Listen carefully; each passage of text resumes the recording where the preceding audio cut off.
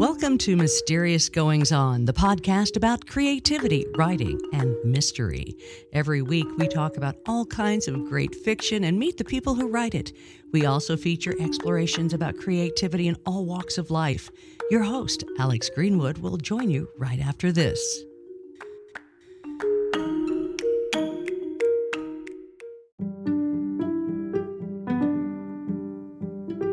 This is Maddie Dalrymple, the author of the Ann Kinnear suspense novels and suspense shorts, and you're listening to Mysterious Goings On.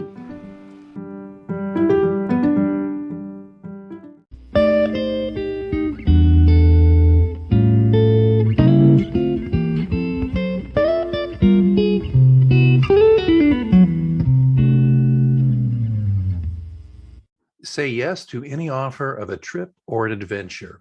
Hits me with a sharp and poignant nostalgia. It was a Jenny quality that will bring back her voice and ebullient spirit to me as long as I live. Can you imagine being passed and having that said about you? What kind of incredible life must you have led that someone close to you would say that about you? We're going to explore that a little bit today because we're going to be talking about a magnificent book that I am privileged to have in my possession. It's called Trusted Eye, Post-World War II Adventures of a Fearless Art Advocate. It is indeed a compelling narrative of an American wife and mother finding her place amid the rubble of 1940s war-torn Germany.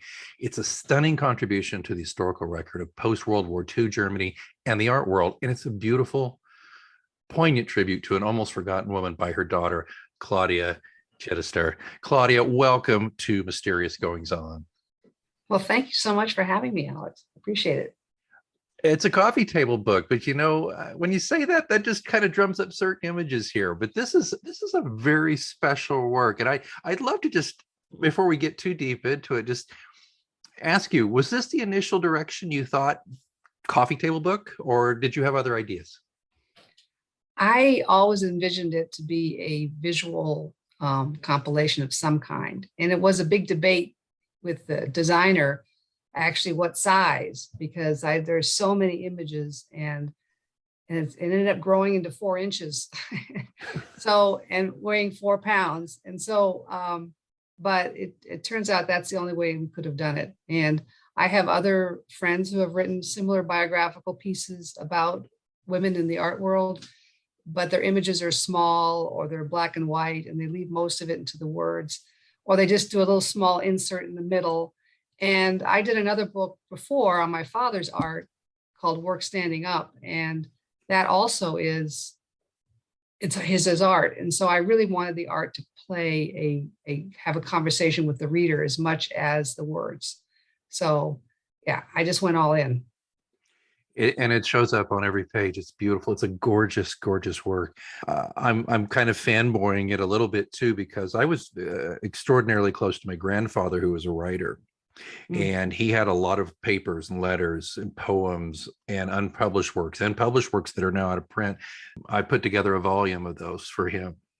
After he's been gone for 20 years, but I put together a volume of it, and it was a labor of love. And it's strangely, I thought no one would buy it, but it's touched a few people who felt that link. And when I saw this book and realized that this is, and pardon me for, it's not a pun at all, this is a love letter though to your mother from you, and it's magnificent. And without further ado, let's talk about Virginia Fontaine. Tell us about your mother.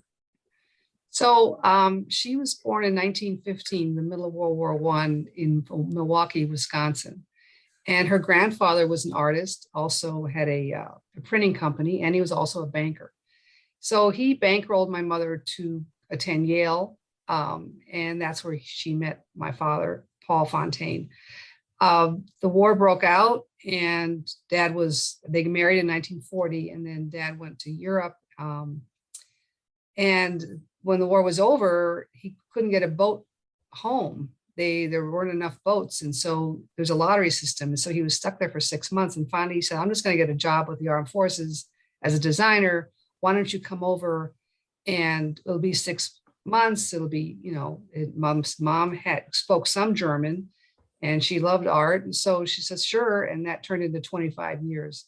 The story of her growing up in more or less an artist family, but she was also a Girl Scout. She taught swimming. She did a lot of sports. So she was comfortable at all levels of meeting people in different milieus. And her mother was very much a socialite, but also believed in hard work. It was Christian Science. My mother was not a Christian Scientist. She, believed in living and burning the candle at both ends. Mother went to Yale for 4 years, but they did not graduate her. Her final painting, actually it's a 5-year program. What it required was that she would have to go back again or redo the year. And it was the 1930s. And my grandmother said, that's not going to happen. You need to come home and learn how to cook. And so it was really hard. And mother did go back, spent that year preparing to marry my father. But at the same time, she went into a studio. She painted all the time. She tried to get artist gigs. She continued her portraiture work. She did the best she could to continue that. And then, so that's her stick-to-itness was really the story. And then the book is all about the different arcs of trying and then failing and trying again. So I'm really pleased to hear that you actually are enjoying it. So the epistolary nature of this, though, she was such a prolific and beautiful letter writer. Now, not a great speller, right? But boy, could she just, with a turn of phrase, and there was just this directness to her. The letters she sent to your grandmother, right, are so, I don't know, you tell me if I'm misreading these, but they're so provocative. It's kind of like she's picking a fight. She's standing up for her beliefs at the same time. And when she was in Germany, she'd be writing letters almost every week, and it'd be about all the people that she was meeting and the artists, whether her mother knew who these artists were or not. She was going to document it regardless. And she did the same in her diaries. And I only have one letter of my grandmother coming back, and I reproduced most of it in the book because it was so harsh, basically telling my mother that she's, doing a disservice to the family, not cooking and cleaning and taking, whatever my grandmother's expectations were. And mother just kept on going. So she and even when she was at Yale, she would be writing weekly about all the parties she was going to. And she'd say something about the classes, but she didn't care who the reader was. She was not going to sugarcoat it. It was hilarious. Yeah, she would detail all these things she did, what plays she saw, what gentleman asked her out, what Greek house she went to, and she talk about how much a theater ticket, $3 or something. She'd say all these wonderful things, and then she'd say, and of course, unfortunately, I only have $10 to live on for the rest of the month. And it was so wonderful. And send money PDQ, things like that. And she just so self-possessed. So it seems so. And you tell me, though, Claudia, of course, did she know who she was that early in her youth, or was it merely just her means of rebellion against the upbringing she just truly did not want to replicate in her own life? What do you think about that? I think it's a combination of both, although the struggles throughout, she had a foundation. She did have a really strong foundation from her mother in terms of what her values were. She had a moral compass that was really rock solid. No matter what was going to happen, she always had that to fall back on. And I mentioned the fact that she knew her manners. She knew, how to treat people. So all these things came to her pretty naturally even when her own mother was harsh to her. So that part was, I think, her foundation. But in terms of rebellion, that was continuous. That's really, and even the armed forces, there was a stint there with, dealing with the monuments men, I thought was particularly poignant, because here she was called in by this head of the monuments men, accusing her of maybe purchasing art illegally. And she just said, no, sorry, you're wrong. I just have better taste in art than you do. And it just, that part, I think that's also a Midwestern thing, maybe, that she just had this character that was over the top. Oh yeah, it was, and that section, yes. And of course, there's a point that I saw. This was something about an excursion down the Rhine on Hitler's yacht while GIs listened to Old Man River. She says, one might as well have been on the Mississippi. I've just finished another one of my days with the Army. I could roll what I think of the Army in a spitball and flush it down the toilet. I'm glad you picked that out, because that was really a contentious point with her. My whole upbringing, I came along very late in her life. She was over 40 when I was born. So all these things about her past were not something that I knew about. There's just her dismissal of armed forces regulations, Army bureaucracy, Army anything. She was almost, it was classist for sure, but she also sometimes felt she had a point. So yeah, it was tricky. She didn't put up with it at all. And even there are other stories that are not in the book about that also speak to these are things that I remember, that some little boy was bullying me, and she went and called up the dad's boss, the captain above him, and told him, you got to keep this guy in control. He's not being nice enough. He's not, raising his son properly. And the boss made the guy play catch with him every day. And mother would look out the window to make sure it was happening. So yeah, that was a piece of her character, I thought. Please take this comment in the spirit I intended. You see, I just fell in love with her. She's just a fireball. She's such an interesting, she's talented. She's urbane. She's been all these places. We don't have hours to talk here, but there's just certain parts that really stood out to me. Would you mind if I just brought up one or two and you could kind of elaborate? Sure. The chapter, we found ourselves helping the Jewish underground. That was something that was new to me, and only happened after I started reading the letters. And this will happen to be a draft of a speech she was giving. And I don't know whether it was, or maybe it was a interview. I think it was a speech. And she simply says that she and my dad were running money down to Switzerland to help the Jews find their way to the Mediterranean and then Israel. And it was highly illegal. And but she said it stopped because there was a woman sergeant who was caught with $50,000 on her, was sent home, and mother didn't want to be sent home. But she entered, and my dad both were doing it. And it was something that the American Armed Forces were doing illegally. So my parents were not alone by a long shot. And I spent a whole year reading the Stars and Stripes newspaper, looking for evidence of this woman, this sergeant, being deported back. But I found a ton. I didn't find that exact one.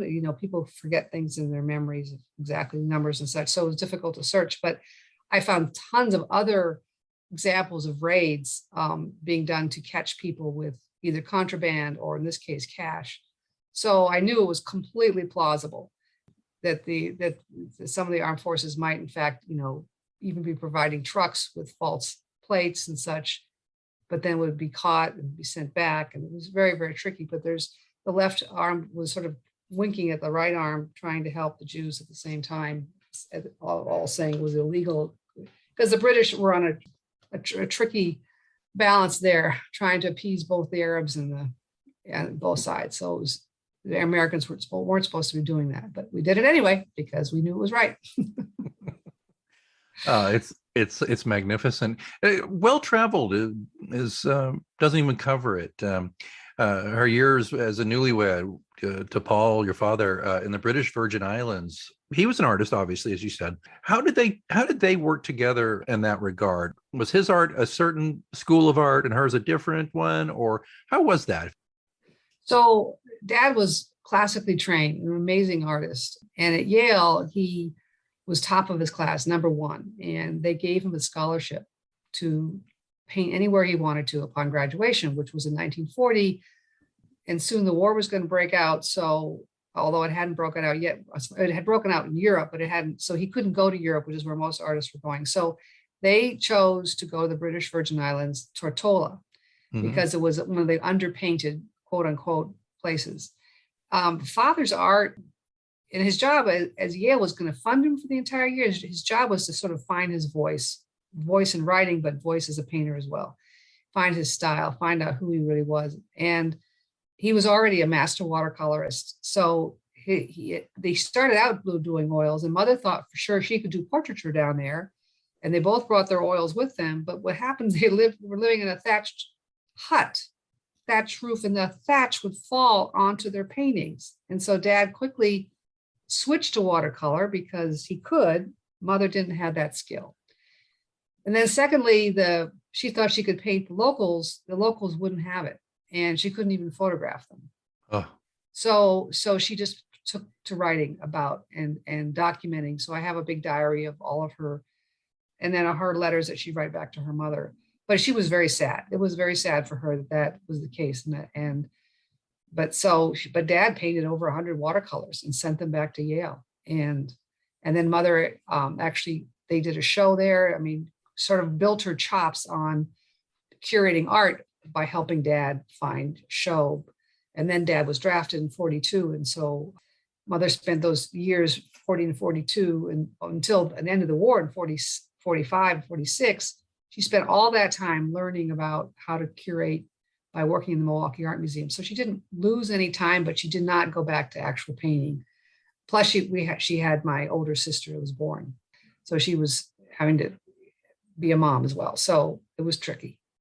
Yeah. Yeah. The I was trying to, as I recall, I read recently, trying to find the right light in a room, and then your father got hot, and then moved you around. There she had the cat, and there's photographs of her with the cat. Yeah, it's I've been to Tortola, by the way. I've been to the BVI. Oh, nice. It's a gorgeous place to. I mean, there are worse postings. There are worse postings. Yeah. So yeah, they had a bit of a struggle there, but she also became enamored with the expatriate life. That's where both of them figured out how you can be an American in any country and find your people. And so it was actually a good put your toe in the water kind of experience when going to Europe. Right. And then later Mexico too.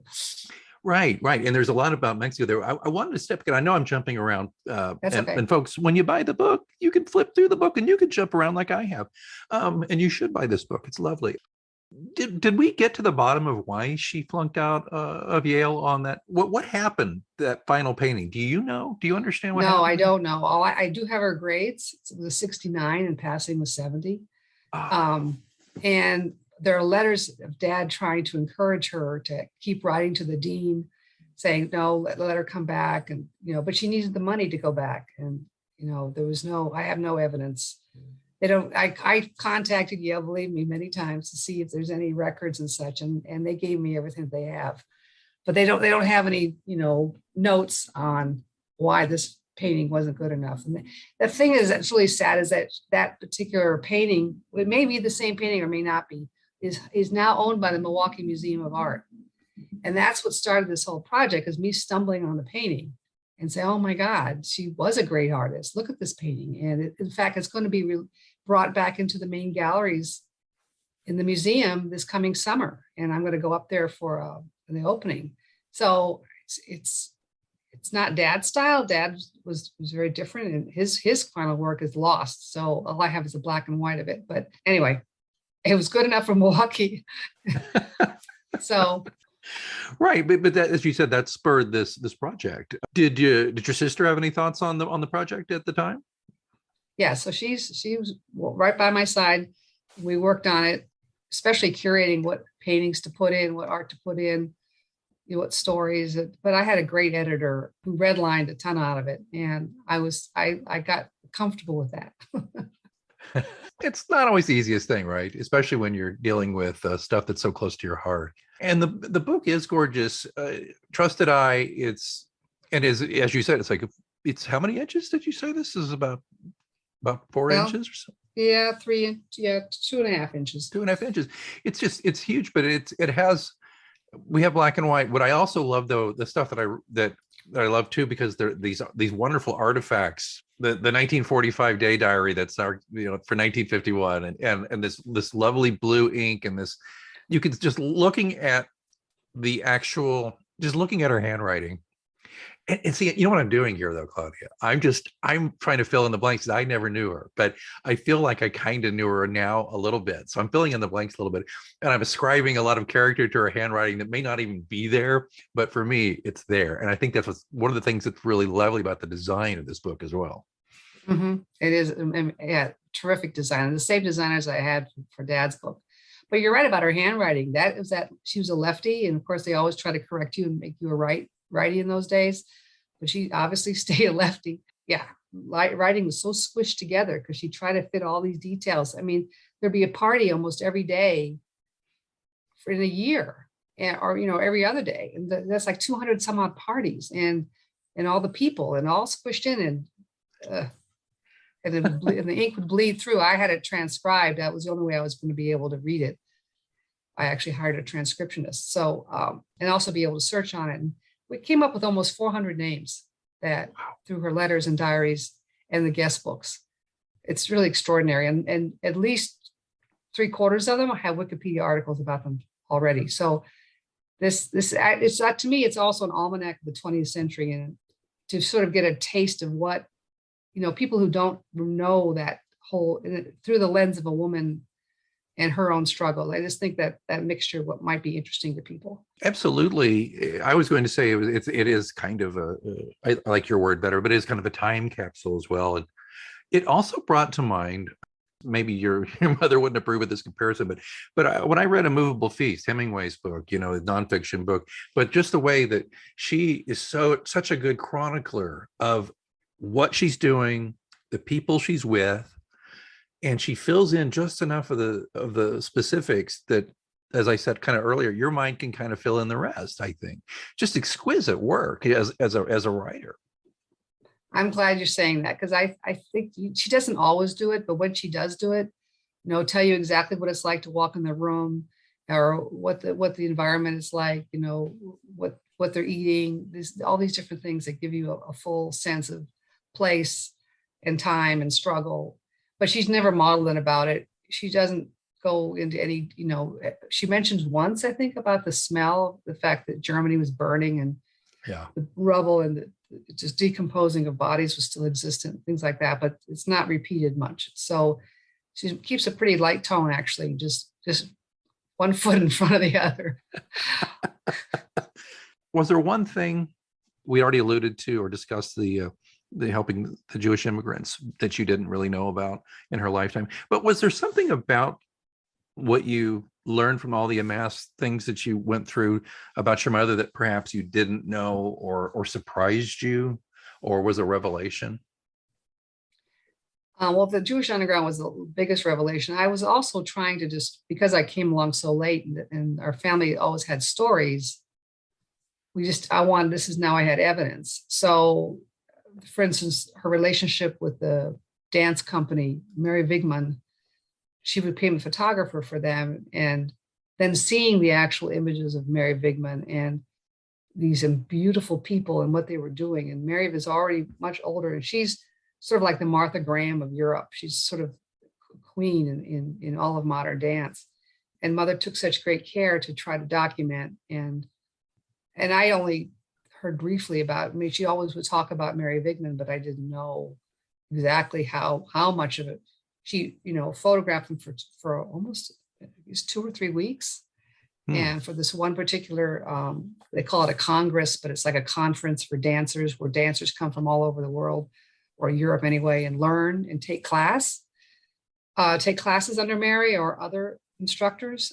That part was just really moving to me, that she was really honing her craft. She really wanted to be an photo essayist, and she's trying to get her photo essays published into magazines. They only happened once in Dance Magazine, but for Mary Wigman's story, which was wonderful. But I have in the archive, I have many, many photo essays that she was trying to get published.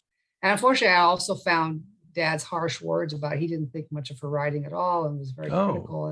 And that was hard to hear. But my dad was a self-absorbed artist, so I can't really. That part I already knew, so that was not new. So. Yeah.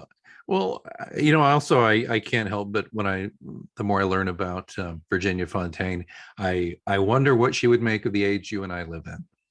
Oh my goodness. She would be horrified, for one, of our lack of manners, our lack of social grace and patience. And I don't think she'd put up with it. When I was little, if any kid came along and behaved in a bad way, Mother would her harsh words would come easily to that little kid, and scare them. And so not many of my friends ever came around the house. And scared them. It was frightening stuff for little kids. This is a person, this is a human being who unabashedly stood up for the things she believed, and everything from telling McCarthyism where it could go and helping the Jewish underground, to standing her ground with your grandmother, who had her other ideas about what she should be doing with her life, and she had her art. She was a visual artist, but again, I, as a writer myself, I just was. Don't get me wrong, the photos and the imagery, that's gorgeous, but I am so drawn to the way she expressed herself with the written word. And I dare say, there's even every now and then she had a little line. She wasn't quite Dorothy Parker, but boy, she could really get a zinger in there. I will tell you that. But I just think it's rare, and I hope it's not a lost art. The art of writing letters, besides it being a chronicle of your life and what's going on, but it's also, it gave her an expression for her own talent. Yeah, thank you for saying that. I think I'm gushing a little. I apologize, but I really found her a fascinating person. I really did. Well, and I think, and she also spoke that way too. If you can think of a Midwestern accent or lack of one, and her straight back, and she spoke her word and her voice in every conversation. And so people trusted her. That's just why I called it Trusted Eye, because they not only trusted her eye for the art, but they also trusted her opinions. They trusted her connections. They trusted that she would always speak the truth about any kind of negotiation or relationship or any comments, which sometimes people didn't like to hear, but they would flock. She had so many girlfriends that just would not blink an eye to do anything for her because of all that they knew that she would do for them too. So right, the loyalty that she showed to her friends, and the ones she loved. I started this discussion with that lovely quote that was from that Yvonne Hagen, yeah, who was. She was actually a writer for the Paris Tribune, Herald Tribune, and she was the art critic. And she had a tragic story of her husband being killed in the Berlin airlift.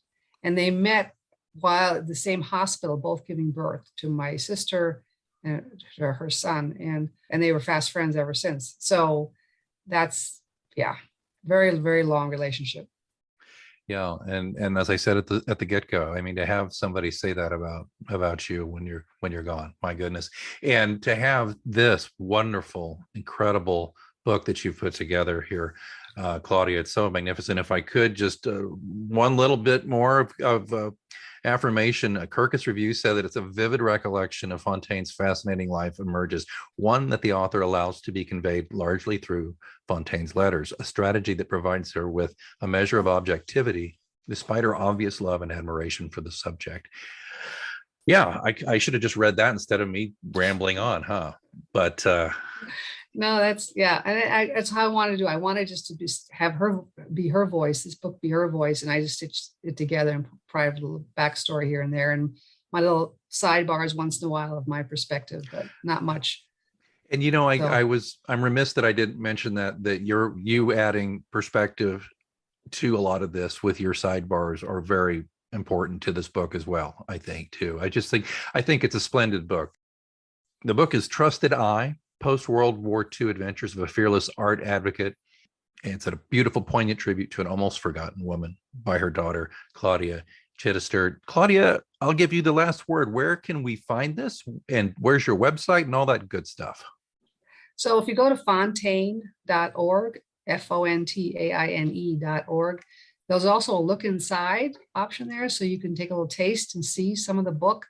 A lot of people aren't comfortable buying a big book, coffee table book, without getting a sense of what's inside. So there's one place to buy it, but you can also go to Amazon. Or if you're in Milwaukee, you can go to Boswell Books, it has it, or the Milwaukee Historical Society. Or if you're here in Austin, Book People has it. So there's a few small booksellers that I really want to support. And but of course, Amazon has it as well, or you can buy it from the website. Folks, if you go to your local bookstore and they don't have it, they'll order it for you. And that way you're helping out your local bookstore. And, I think Mr. Bezos has enough money to shoot big phallic rockets into space. So I think he doesn't need your money, and the local bookstores do. Claudia Chidester, if I haven't said it already, I think I already have. I love this book. I am in awe of your mother. I'm in awe of, though, also your ability to pull all this together in such a beautiful and entertaining way. Thank you so much for telling this story here on Mysterious Goings On. Well, thank you, Alex. Thank you so much for having me. Thanks for joining us on Mysterious Goings On. Be sure to follow Mysterious Goings On wherever you get your podcast and never miss an episode. Don't forget, you can get the links to books and other things mentioned on the show at mgopod.com. Until next time, keep reading.